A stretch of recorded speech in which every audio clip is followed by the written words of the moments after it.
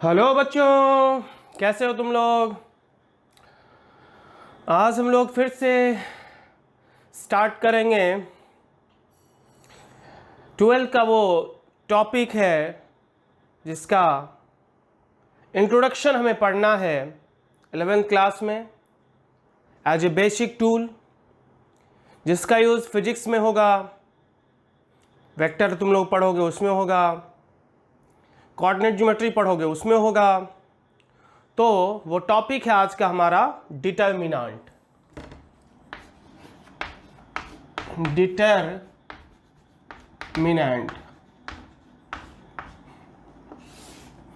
तो इसके इंट्रोडक्शन के बारे में जस्ट हमें पढ़ना है। वैसे ये 12th का चैप्टर है, लेकिन बहुत ही जगह इसका यूज होते रहता है, वेक्टर में, ज्योमेट्री में, कोऑर्डिनेट ज्योमेट्री में, और भी बहुत जगह यूज होता है। तो चलो इसके बारे में जानते हैं।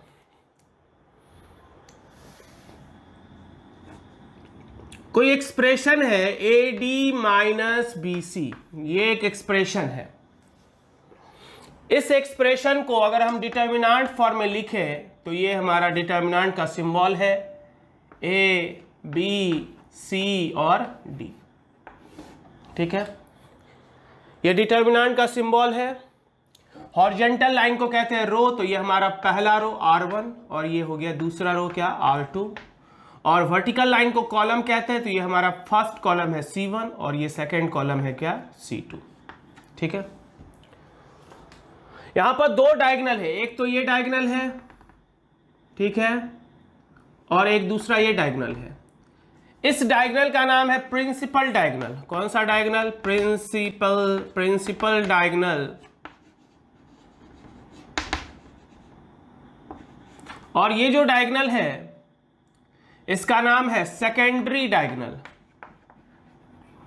Secondary diagonal. एक है प्रिंसिपल डायगोनल और दूसरा क्या है? Secondary diagonal. और जब भी डिटर्मिनेंट होगा उसमें नंबर ऑफ रो और नंबर ऑफ कॉलम हमेशा सेम होता है, या तो वो 2x2 का हो, या 3x3 का हो, या 4x4 का हो, है कि नहीं।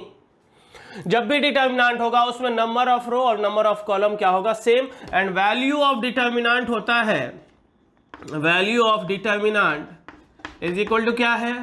Product of element, product of element, product of elements along principal diagonal PD minus product of elements along product of elements along secondary diagonal SD, secondary diagonal। ठीक है, सो यहां पर डेल्टा इज इक्वल टू क्या हो गया? AD minus कितना? BC। ये 2x2 का डिटर्मिनेंट है। ठीक है, हमें जो पढ़ना है फिलहाल वो 2x2 और 3x3 के बारे में। अभी जो यूज है वो क्या है? 2x2 के बारे में, 3x3, और इसी तरह से 4x4 में भी हम एक्सपेंड कर सकते हैं। तो ये डिटर्मिनेंट का सिंबल है, ये सब ABCD क्या है? उसका एंट्रीज है।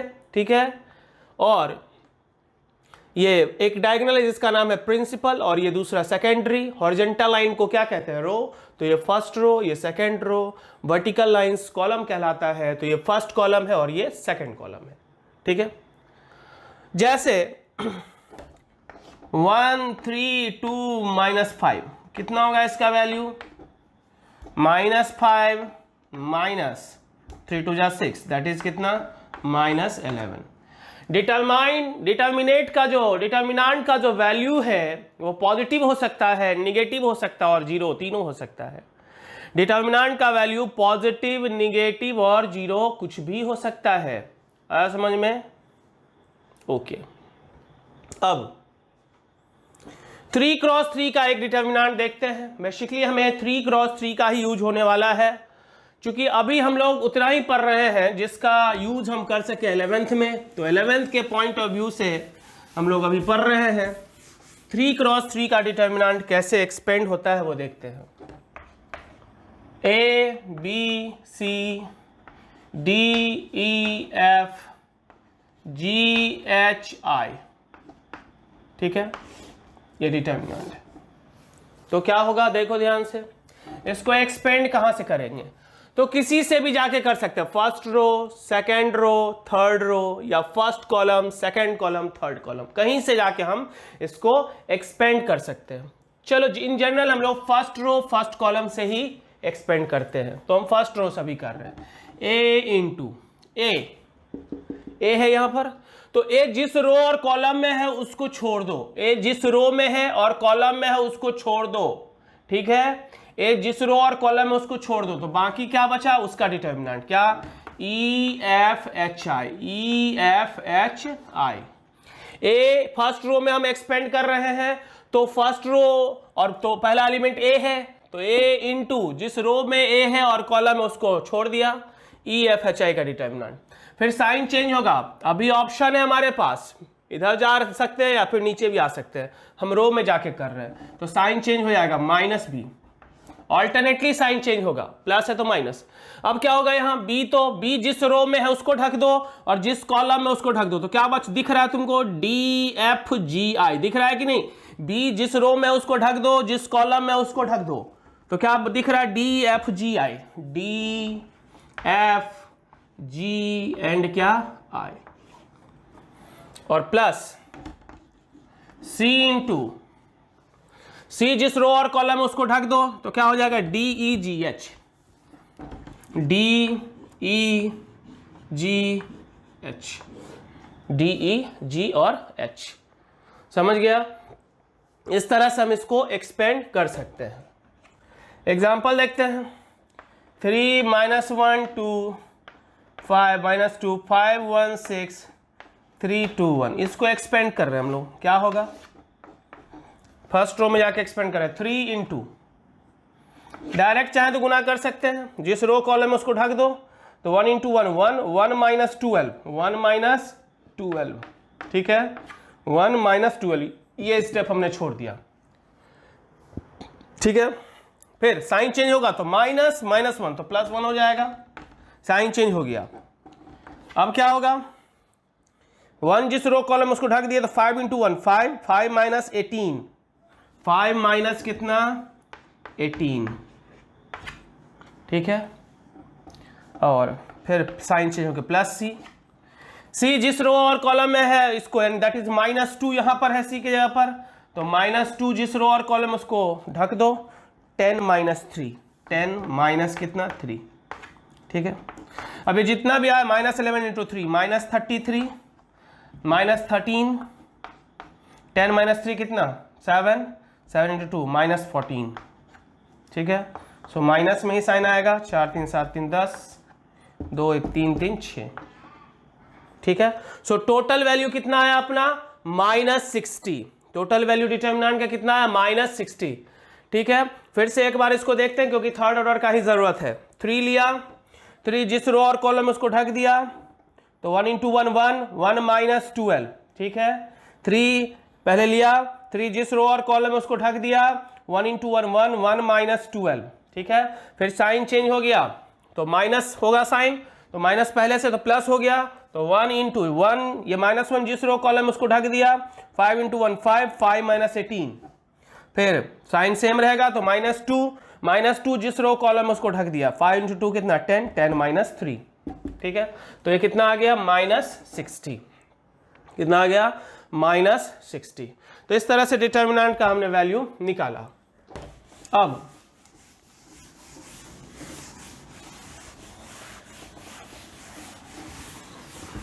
वैसे ही 4 क्रॉस 4 का डिटर्मिनेंट होगा तो क्या होगा, 4 क्रॉस 4 का determinant, A B C D E F G H I J K L M N O P, ठीक है। तो क्या होगा, ये फर्स्ट रो में एक्सपेंड कर रहे तो A इंटू ए जिस रो कॉलम में उसको ढक दो, तो क्या बच जाएगा, ए जिस रो और कॉलम में उसको ढक दो, तो ये 3 F G H J K L N O P, ठीक है, फिर sign change, so minus B जिस रो कॉलम में उसको ढक देंगे, तो ये और ये ढक जाएगा, तो यहाँ पर क्या होगा, ई आई एम, फिर ध्यान से देखो जी के ओ और H L P same process, plus के बाद माइनस, माइनस के बाद फिर प्लस, सी जिस रो और कॉलम में उसको ढक दो, तो इधर का ये दो कॉलम, इधर का ये, तो क्या होगा, E I M F J N और एच एल पी, ठीक है, प्लस माइनस प्लस फिर माइनस डी इंटू, तो डी जिस रो और कॉलम में उसको ढक दो, तो ये 9 एलिमेंट बचेगा, ई आई एम, फिर क्या, एफ जे एन, फिर क्या, जी के और ओ। तो इस तरह से 4 क्रॉस को हम थर्ड में बदल सकते हैं, थर्ड में बदल सकते हैं, तो थर्ड को एक्सपेंड करना जानते हैं। सेम तरीका है थर्ड से सेकंड में, सेकंड से फर्स्ट में, ठीक है। तो इस तरह से हम 4th ऑर्डर तक के डिटर्मिनेंट को हम सॉल्व कर सकते हैं। ये 4th ऑर्डर का यूज हमें सर्किल में पढ़ने जा रहा है, ठीक है, क्योंकि ये जो डिटर्मिनेंट है वो हमें पढ़ना है 12th क्लास में, तो उससे पहले एप्लीकेशन है तो वो तो पढ़ना पड़ेगा, ठीक है।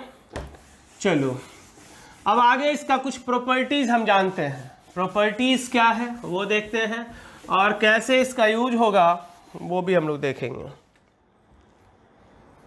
प्रॉपर्टीज, काम चलाओ प्रॉपर्टी हम लोगों को जस्ट पढ़ना है। पहला प्रॉपर्टी, अगर किसी डिटर्मिनेंट का एक रो 0 हो या 0 कॉलम हो, 0 रो हो या 0 कॉलम हो, या फिर रो और कॉलम को अगर आपस में इंटरचेंज किया जाए, आर आई इंटरचेंज विथ क्या, सी जे, हाँ सी आई, रो और कॉलम को अगर इंटरचेंज किया है, रो इंटरचेंज विथ क्या, कॉलम, तो नो चेंज, रो और कॉलम को इंटरचेंज किया है तो नो चेंज। दूसरा, अगर R I interchange with R J, किसी दो रो को, या सी आई इंटरचेंज विथ सी जे, किसी दो रो या किसी दो कॉलम को अगर इंटरचेंज किया जाए, तो फिर रिजल्टेंट क्या होगा, resultant magnitude unchange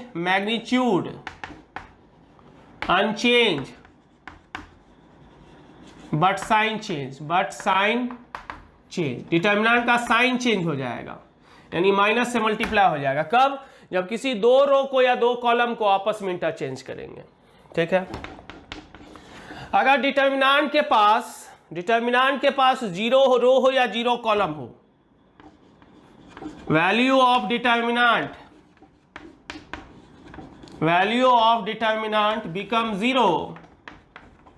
become zero if it has 0 row or 0 column, if it has a 0 row or 0 column, ठीक है। फोर्थ, अगर कोई दो रो या दो कॉलम अगर सेम है, ठीक है, तो डिटर्मिनेंट 0 होगा। Value of determinant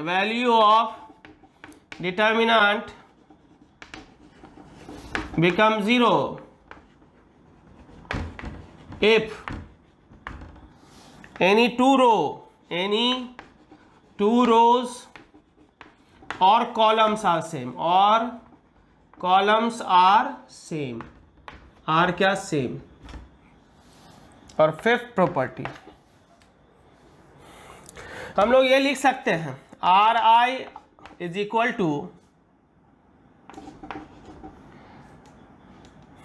are I plus minus M into R J, मतलब किसी दूसरे रो में मल्टीप्लाई करके उस रो में हम जोड़ सकते हैं, डिटर्मिनेंट में कोई चेंज नहीं होगा, नो चेंज। इसका मतलब किसी ith row that is equal to ith row plus m times jth row, मतलब किसी दूसरे रो में किसी कांस्टेंट से मल्टीप्लाई करके और अगर उस रो में जोड़ दिया जाए एलिमेंट में तो डिटर्मिनेंट में कोई चेंज नहीं होगा। 6 a plus B C plus D E plus F G H I J K L. अगर किसी रो का एलिमेंट या कॉलम का एलिमेंट अगर दो का सम है तो पहले अलग अलग लेंगे, पहला बार में पहला ले लो यानी ए सी ई G H I J K L अब प्लस दूसरा बार में दूसरा क्या सब B D F G H I और जे के एल। ठीक है, फर्स्ट बार में फर्स्ट लेंगे और सेकेंड बार में सेकेंड एलिमेंट को ले लेंगे, फर्स्ट बार में फर्स्ट और सेकेंड बार में सेकेंड एलिमेंट को। तो फिर से इसको देखते हैं, रो और कॉलम चेंज करने से डिटर्मिनेंट में कोई चेंज नहीं होता है। किसी दो रो को या दो कॉलम को अगर आपस में इंटरचेंज किया जाए तो मैग्नीट्यूड वही रहता है, साइन चेंज हो जाता है। अगर किसी के पास एक जीरो रो हो, जीरो रो मतलब जिस रो का सारा एलिमेंट जीरो हो, या जीरो कॉलम का मतलब जिस कॉलम का सारा एलिमेंट जीरो हो, तो उसका वैल्यू कितना होता है 0। ठीक है, फिर दो रो कोई भी दो रो या दो कॉलम अगर सेम है तो डिटर्मिनेंट का वैल्यू कितना होगा 0। फिर किसी रो में हम दूसरे रो के साथ मल्टीप्लाई करके ऐड कर सकते हैं, कोई चेंज नहीं होगा। और अगर डिटर्मिनेंट का कोई रो या दो कॉलम दो का अगर सम हो तो फर्स्ट बार में फर्स्ट एलिमेंट रखो, सेकेंड बार में सेकेंड एलिमेंट रखो। ठीक है, अब इसका यूज कैसे हम लोग करते हैं वो देखो। फिलहाल तो तुम्हें दो जगह यूज होगा, दोनों जगह हम करके दिखाते हैं क्या यूज होगा। एप्लीकेशन क्या है, मान लो दो वेक्टर है, एक vector A equal to a1i plus a2j plus a3k। ठीक है, और vector b is equal to b1i plus b2j plus b3k। तो vector a cross vector b, जब वेक्टर का क्रॉस प्रोडक्ट करोगे तो क्या होगा i cap j cap k cap, फिर a1 a2 a3 और b1 b2 b3। ठीक है, पहला एप्लीकेशन। दूसरा देखो, ट्रायंगल दिया हुआ है a x1 y1 b x2 y2 और c x3 y3। तुमने पढ़ा होगा 10th क्लास में एरिया कितना होता है 1/2 मॉड ऑफ x1 इंटू कितना y2 minus y3 plus x2 into कितना y3 minus y1 plus x3 into कितना y1 माइनस कितना y2। ये तो पढ़ा होगा। इसी को जब हम लोग डिटर्मिनेंट फॉर्म लिखते हैं तो 1/2 determinant of x1 y1 1 x2 y2 1 x3 y3 और कितना 1। ठीक है, और अगर डिटर्मिनेंट 0 के बराबर हो जाए इसका मतलब क्या है कि तीनों पॉइंट्स क्या हो गया कोलिनियर हो गया। तो ये determinant as a basic tools हमने पढ़ा है, जिसका यूज वेक्टर में तो अभी फिलहाल दिखेगा ही, साथ ही कोऑर्डिनेट ज्योमेट्री में भी दिखेगा। ठीक है, तो इसको आप लोग पढ़ो, क्योंकि इसके बिना ना तो ज्योमेट्री समझा जा सकता है और ना ही वेक्टर। ठीक है, थैंक यू।